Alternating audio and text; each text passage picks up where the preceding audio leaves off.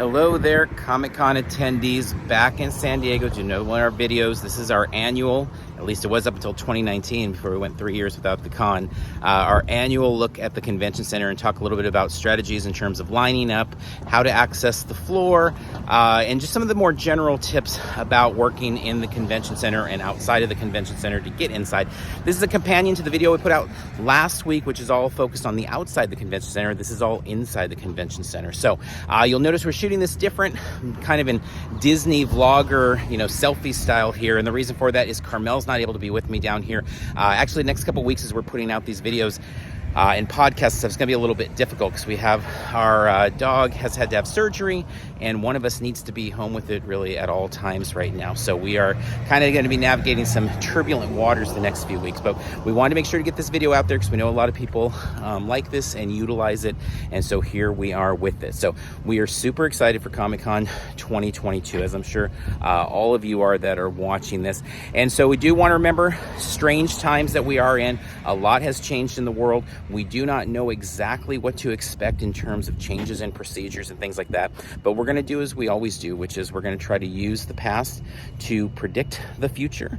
And so we will give you the tips based on the information that we have as of recording this. So as we're shooting this, it is Wednesday morning, July 6th. We don't have an exhibit floor map quite as of yet, but when we do, we're going to be putting a video dedicated specifically to that topic as well on the channel. So you can watch that, and we'll dive deeper into some of the strategies related to the exhibit floor map itself. But this one, we're going to really focus in on some of the places to line up, some basics about the convention center, and hopefully it'll help you get a good feel on what it is, whether you are a brand new attendee and it's kind of an introduction, or if you're a long-time attendee, maybe it's just a refresher. Or I know for myself, I consume Comic-Con content a lot of times this time of year just because I'm getting hyped for the show itself. So either way, let's get to it. All right, let's talk COVID wristband verification distribution. So we're here at the convention center. I think a lot of people are figuring that's where they're going to go to get their wristband, and that could be exactly the place you want to go. I know for ADA, they have a spot specifically for pickup over there where they do ADA verification in the Hall A area. But if you're in town early, the Town and Country is going to be available Monday, Tuesday, and Wednesday. So particularly people that are in town, locals, that Monday might be a good option, or if your trip is starting on the early side. If you're getting in Tuesday, the Marriott is added into that. You can go over to the Grand Terrace area, and they're going to do distribution there as well. For those coming in on Wednesday, you're going to be a little bit more rushed, and what might be a good thing is instead of heading directly to the convention center, if you're in this area, is head right across the street past the Tin Fish over to the Omni area. Let's take a look at where you can pick it up there on the Wednesday. All right, so as we mentioned, you can come across the street to get the COVID wristband as well, and the Omni Hotel, it actually lists on the document from Comic-Con International that it is across the way here at the Fine Art Gallery. L Street Fine Art Gallery, the Omni Gallery, verification hours 8 a.m. to 9 p.m. on preview night on Wednesday. So this might be a good kind of somewhat hidden little area. For those of us that are in town early, think like we'll be heading out to Town and Country on the Monday or things like that. But if you're coming in on Wednesday, this might be a good strategy, or at least worth taking a look at if you're staying somewhere in the general area here, or you can get a report off of social media how long the waits are. All right, so we're going to start looking at kind of the lineup side of things here at Hall A, which is where ADA is able to enter, do verification. There's also a COVID check for wristband distribution as well here. Now, we do want to say off the top, though, we highly suggest checking out the unofficial Comic-Con blog, SDCCblog.com, for a really great detailed guide to where to line up. Now, these things are subject to change all the time, and we've talked about like potential staffing changes, and if ever there was a year to just change things up, it'd be 22. That said, they do such a good job with really specific details of even like different types of booth signings and things like that. So you can just Google where to line up Comic-Con, and it should come up there for 2019's version. But also I know they're working on a 2022 version that'll come as well. So highly suggest checking out, because we're going to talk about some philosophy of lines and things like that, but it doesn't mean that it's not nice to really look at some very specific detail there with charts, diagrams, arrows, all of those sorts of things. I don't know if there's a more popular line in the convention world than Hall H, so let's go ahead and move next to there. So Comic-Con International began using a wristband distribution the day prior, a few years ago. And so for those really busy panel days, like specifically if we're talking about the Marvel panel on Saturday, you're going to be utilizing the next day line, the NDL line. And we'll talk about that and show where normally you line up for that in a few minutes here. But make sure that you read all of Comic-Con International's rules on their websites about getting a wristband. Wristband distribution will begin the night before, and they indicate the times for each day. So that's going to begin at a designated time. They have it on the website for every single day. You want to make sure that you're in line, though, probably a good chunk before that. And we always suggest make sure you're just monitoring by social media. That's the easiest way of knowing when to line up, is watching social media and see what the line looks like and see what you are comfortable with. I know it's the only way that we ever line up for anything, is we always try to make sure to have some information, crowdsourcing it from social media to get an idea of how busy something is. Also, Comic-Con International will break down all of the rules. You want to make sure, like, they don't allow tents, they do allow sleeping bags. They really want to make sure, they have to accommodate a lot of people, so they really want to make sure that you're not taking up too much room for the space that they have allocated there. So be clear on all of that as well with the times. Remember that you probably want to be working with others, not just for the camaraderie and the entertainment as you're waiting so long for these panels, but also so that you're able to kind of work with each other to cover the space to go to the restroom, go pick up food, things like that.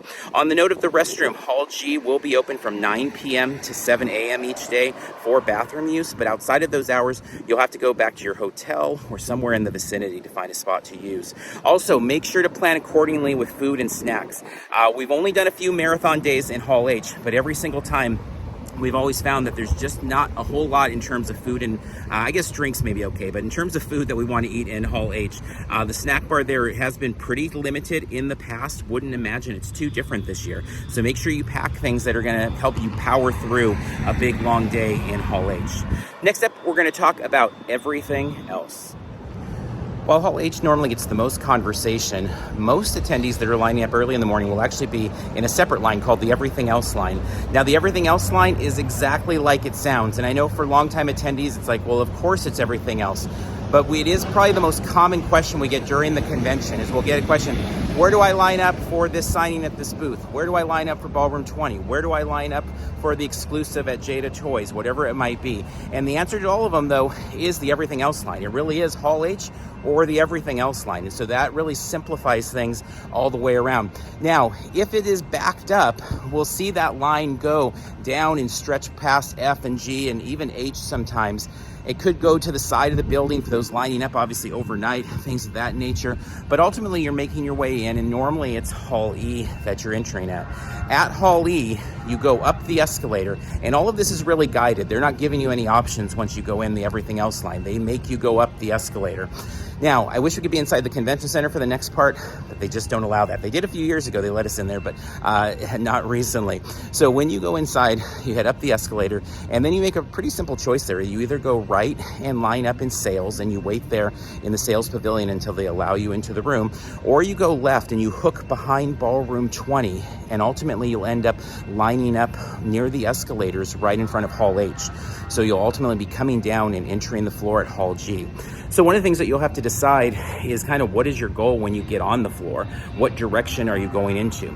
Obviously, if you're heading to Sales Pavilion anyway for some signing or an autograph or something up there, then that's going to be the place, an easy choice, that you're going to go to the right when you get to Sales Pavilion. But if you're somebody that's going to be hitting the floor and you want to get to, the Toddland booth, then that makes some strategy involved in that. And we'll talk about that in a separate video where we will specifically look at the exhibit floor map.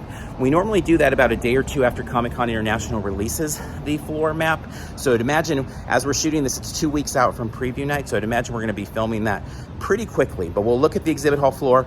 We'll go over the whole escalator situation once again and some of the lineup things as well. But for now, the important thing to remember is anything you want to do inside the convention center in that morning is going to be the Everything Else line, unless it's Hall H.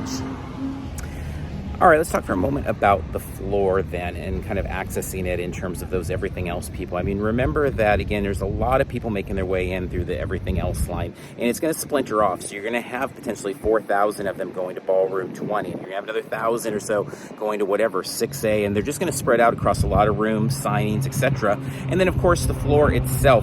Now, when you're making the decision whether you go right or left, sometimes people base it on just kind of eye tying it up. And I mean, we've done that kind of walk and seen like how long the line is, but more times than not, it's going to be more based on what you're trying to hit on the floor. And again, we'll go into more detail on that in a separate video that will probably be out pretty quick here, I'd imagine, in the next few days. With that being said, remember that those that are going up the escalator and accessing via the escalators, whether they're coming down through sales or down through Hall H area, those people always are going to get in earlier than people lining up just outside to get in that 9 to 9:30 zone. And what I mean by that is Comic-Con International, they do the best job of any convention we've ever seen in terms of getting massive amount of people onto the floor. And a big part of that is they normally are letting people access the floor from those upper locations around 9 a.m. So if you come up at, let's say, 9:15 and you have to decide there, do I go up the escalator and try and go that way, or do I just wait down here? Just remember that those doors on the lower decks there, on the first floor of the exhibit hall, most likely are not going to open until 9:30 in most cases, whereas the upper area letting people down probably open at 9. And so it just becomes a question of, like, can you make your way up the escalator all the way around back of sales and down the escalator again to get where you want, or not in that amount of time. For us, we're always here, I don't know, somewhere around 7, to be honest. This is usually like kind of one of our target times there, and we just kind of line up wherever we do, whether it's sales or the ballroom 20 side to get onto the floor, and we just navigate from there. We're not big, overnight people or anything like that. In our case, we really kind of go that way and try to use our skills to get what we can, and then trade for things in terms of the exclusives or swag that we're not able to get. So that's kind of our approach more years than not, and more days than not in those years. But you just have to kind of decide how important anything is. Now remember, the items on the floor, there is opportunity cost as you're looking for all of those things, and it just depends how much time and effort you want to put into them to actually get them. In some cases, it's just easier to go get the thing, on eBay 6 months maybe later as the prices drop. Again, decisions have to be made there, but a lot of times also trading amongst a network can really help in addition to that. All right, so we've talked Hall H, we've talked everything else, we've talked ADA. Now let's talk about that NDL line, the next day line. And I think some people have gotten a little confused on this, but the lineups for 2022 in terms of what's been communicated from Comic-Con International so far, it is the same lineup spots as what it was in 2019. So I have checked with several sources to confirm that, and that's where we're at least as I'm recording this. So the line for the next day line, you're going to make your way down here. And the thing about these lines, I've always found it really easy to find where to go just by asking a number of staff and volunteers on these walkways, as well as guests in addition to that. And I guess like the where to line up has never really bothered me, because I feel like even when I know exactly where something's supposed to be, one of our big tips is always asking 2-3 times. So no matter what, we're going to be walking down this way and checking with people as we go. Now, it can seem intimidating, some of these lines. We got into a line way back over there for Hall H one year on a Saturday morning, and it felt really like, oh, there's no chance we're gonna get in. When we got in, it was a slow march from, I think it was like 7:30 in the morning that they started letting in that year, and making our way in all the way around and ultimately in. Remember again to refer to the article that San Diego Comic-Con unofficial blog does with all of the lineup areas as well, and there's a lot more conversation there too that Carrie Dixon puts in to talk about all the details and some of the nuances and things. But at the end of the day, remember, the easy thing to remember, Hall H, you're going to have those big white tents. It's the easiest of the lines to find. You're going to go right there. Your everything else, it's going to, start lining up around D to let you into E, and it's going to make its way to wherever it's going to make its way to. It just depends what time of day you're getting there. If you're getting there after 5:30, 6:30 in the morning, you're just going to go directly inside the convention center in most cases. And then that next day line, and again, monitor on social media what the length of that line is, but it's going to be making its way out in this area somewhere out here. And again, there'll be lots of volunteers, lots of signage, and literally thousands of attendees that you can ask and kind of follow along with as well. All right, so we hope that this video has helped a little bit to give you a bit more of a visual idea of where things are at with the convention center. Again, watch out for our video that's going to go more detail in terms of the floor, swag, just kind of the strategies with the escalators and all of those types of things. Also, highly suggest for all you panel people following along with SDCC unofficial blog, they do their panel breakdown podcast. They break it up over 2 different shows to really go talk about strategy. And the people on that podcast have done so many Ballroom 20 and Hall H panels, and so they have some really great strategies in terms of, how how long do we think, or I shouldn't say strategies, really just, you know, predictions in terms of how long do we need to wait to be able to get into the room for panel A or B or C or whatever it is you're interested in. So I highly suggest checking that out. Carmela and I listen to it every year to kind of weigh that in if we're planning to do panels and where those fit in. So those are a couple other resources there. Make sure you're very familiar with all the Comic-Con International rules, regulations, maps, etc. You know, we're always going on that website and checking things out there just to make sure it's crystal clear. We're doing videos like this and we're still going on their website. So I mean, I think that tells you how highly important we think it is to utilize that as a resource. So it's not like we just, you know, take doing these videos for granted and say, well, we got it all memorized. We're always double checking things, triple checking things. And again, in person, making sure to verify things with the staff and volunteers that you find on the floor to make sure we're in the right place doing the right thing. So with that being said, we hope you'll check out some of our other videos on the YouTube channel. We've got a ton of content this year and even more coming up during the week of Comic-Con. So until next time, we'll see you in line somewhere.